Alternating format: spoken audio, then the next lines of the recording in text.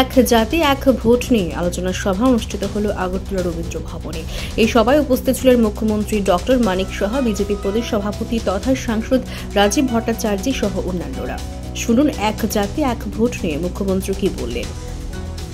প্রধানমন্ত্রী নরেন্দ্র মোদীজি, রাজীব বাবু বলেছেন যখন আমাদের ম্যানিফেস্টোতে আসলো যে মাননীয় প্রধানমন্ত্রীজি এসব জিনিসে কত গুরুত্ব দেয় এবং আলটিমেটলি যা ভাবেন সেটাই কিন্তু উনি করেন। আলটিমেটলি সেটা আজকে পার্টির ম্যানিফেস্টোতে 2019-এর পর আবার 2024-এ আসলো এবং এক কথায় বলা যেতে পারে যে এই যে আমাদের ওয়ান নেশন ওয়ান ইলেকশন, তাতে করে কস্ট এফিসিয়েন্সি এক, 2 নম্বর হচ্ছে গভর্নেন্স অ্যান্ড স্টেবিলিটি, সেটা সম্ভব হবে, ফেডারেল স্ট্রাকচার অ্যান্ড কোঅর্ডিনেশন সেটা আরও অনেক সুদৃঢ় হবে এবং voter turn out and engagement যেটা আমি বললাম সেটা অনেক বেশি বাড়বে এবং ইকোনমিক বেনিফিটস সেটাও আমাদের অনেক বেশি স্ট্রং হবে এবং this is very important for us.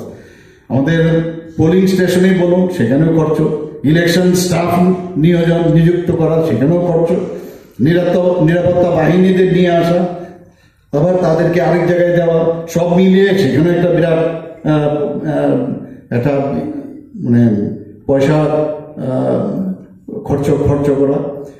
আমার কাছে যা খবর আছে, আমাদের শাহবাবু বলেছেন 2019 সালে প্রায় 55,000 থেকে 60,000 করোড় টাকা খরচ হয়েছিল 2019-এ। আপনারা ভাবুন, এই টাকাটা যদি আমাদের কাছে থাকে এতে করে কিন্তু আমাদের জিডিপিও কিন্তু পার্সেন্টেজও বাড়বে এবং আমার কাছে যা খবর আছে প্রায় 1.5% তাতে করে আমাদের জিডিপিও বাড়বে এবং 2024 সালে লোকসভা নির্বাচনে প্রায় 1.35 লাখ কোটি টাকা খরচা হয়েছে। ভাবুন তো কিভাবে টাকা খরচা হয়েছে আমাদের। তাছাড়াও আমাদের নিজের এক একজন পার্টি তাদেরও কিন্তু আবার টাকা খরচা করতে হবে এবং এই যখন ওয়ান নেশন ওয়ান ইলেকশন হবে তাহলে যারা মানে কালো টাকা খরচ করে ইলেকশন লড়া সেটা কিন্তু বন্ধ হয়ে যাবে, এটাও খুব আমাদের কাজে আসবে এবং যে হিসাববিহীন যে তহবিল অনেক সময় হয় পলিটিক্যাল পার্টি, সেটাকে কিন্তু অনেক বেশি প্রশমিত করবে এই ওয়ান নেশন ওয়ান ইলেকশনটাকে। আমাদের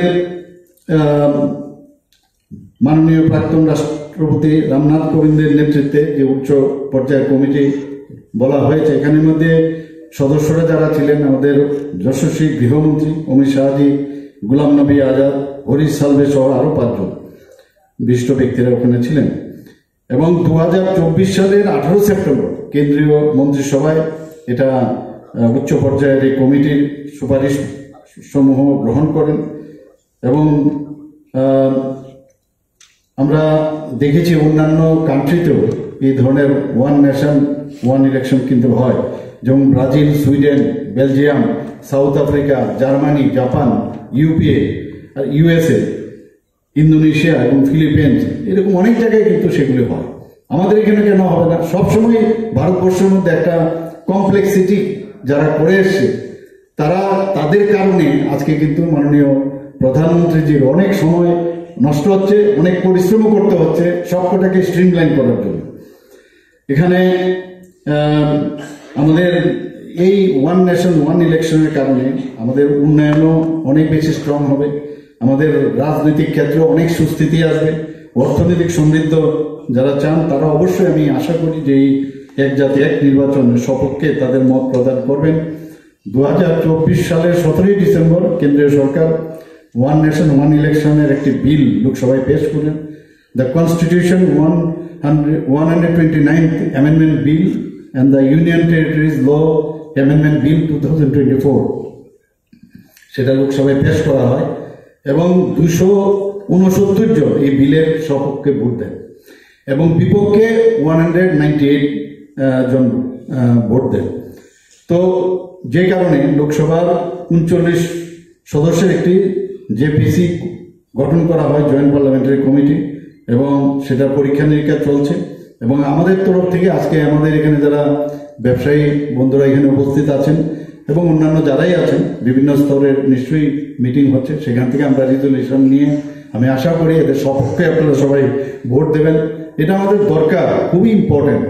সহজ সরলভাবে বললে কে চায় বারবার ইলেকশন ইলেকশন ইলেকশন, যদি 5 বছর পর ইলেকশন হয় সবার জন্য শান্তি, এবং একটা যে একটা পরিমণ্ডল, যে রাজনৈতিক পরিমণ্ডল বলুন বা অন্যান্য যাই বলুন, সামাজিক যে অবস্থা, অনেক সময় দেখা যায় যে ল অ্যান্ড অর্ডার সিচুয়েশনে অনেক সময় প্রবলেম হয়, সেইগুলোর থেকেও অনেকটা আমরা মেনটেন করতে পারবো। আজকের এই ওয়ান নেশন ওয়ান ইলেকশনের যারা এখানে উপস্থিত হয়েছেন সবাইকে আমি হার্দিক অভিনন্দন, শুভেচ্ছা জানিয়ে আমার বক্তব্য শেষ করছি। নমস্কার, জয় হিন্দ।